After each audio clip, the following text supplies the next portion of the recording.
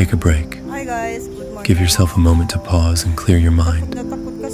Let it carry you away from the noise of the world to a quiet, peaceful space within yourself. Kasi napaligiran na nila ako. Ang dami-dami talaga. So actually this place is close. I need to bring something. Baka kasi atakin nila ako at saka they think that this is good.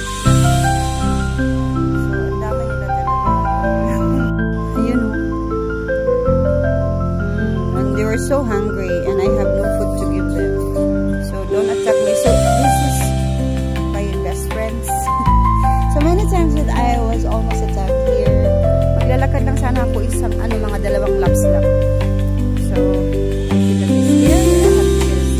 kasama ako dito sa kanila guys. Didi, ito. Ano na Didi? Didi. Oh, nandyan sila.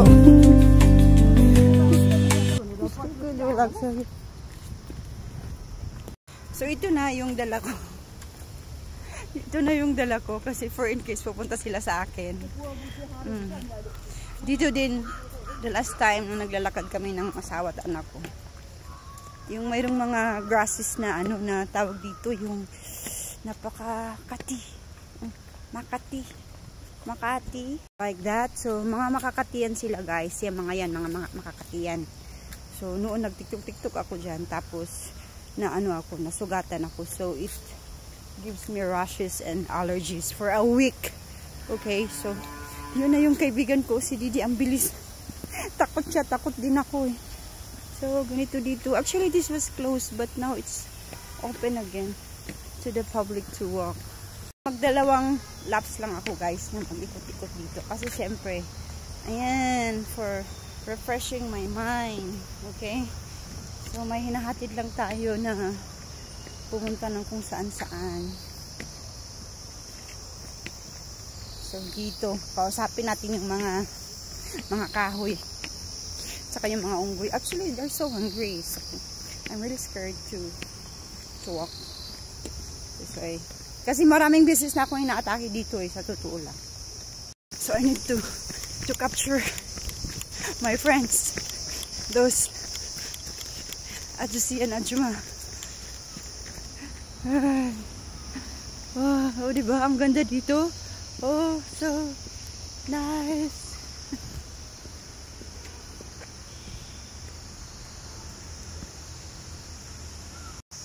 Ayan, ang ganda.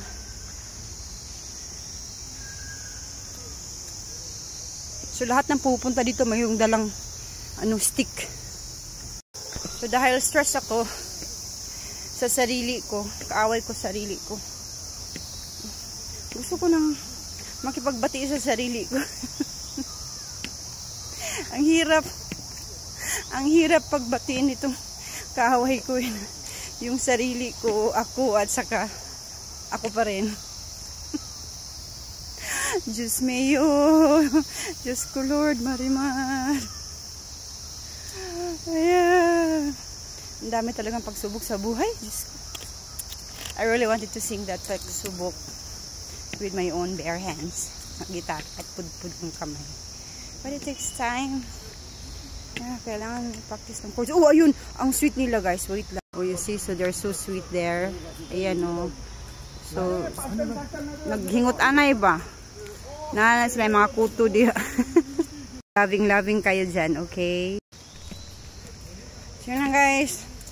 Sana manood kayo sa mga walang kabuluhan ko na video. But pinaghirapan ko yan. So, as I said, na hinabol ako ng aso. Kinagat ng aso. Tapos, ito, hinabol, inatake ng mga pusa at saka mga monkeys, okay?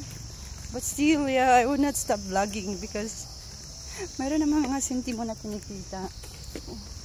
Oh, si kuya, ayun doon sa likod ko, meron din siyang stick. Okay. So this is a kind of forbidden place because they will really attack you, you know, those of my friends. So, kamusta na ang everything? Long time no see. But now see now. So, lahat naglalakad guys. Talagang nagmamadali. Okay. dito last time I was attacked here by the monkey. So this is my second laps now. So kayo dyan, mga malalaking tiyan, maglakad kayo ng minimum 5 to 7 laps every single day, okay? Para naman lilit yung mga tiyan nyo. Okay, at saka to walk actually minimum 40 minutes a day is very healthy, which my doctor advised me. Oh, may pusa dyan. Ayan si Didi naglilinis dyan. So, dito ako dadaan sa kung saan yung mga tao. Kasi pag pumunta ako sa lonely place na wala naglalakad, baka pagpipistahan ako ng mga ng mga best friends ko.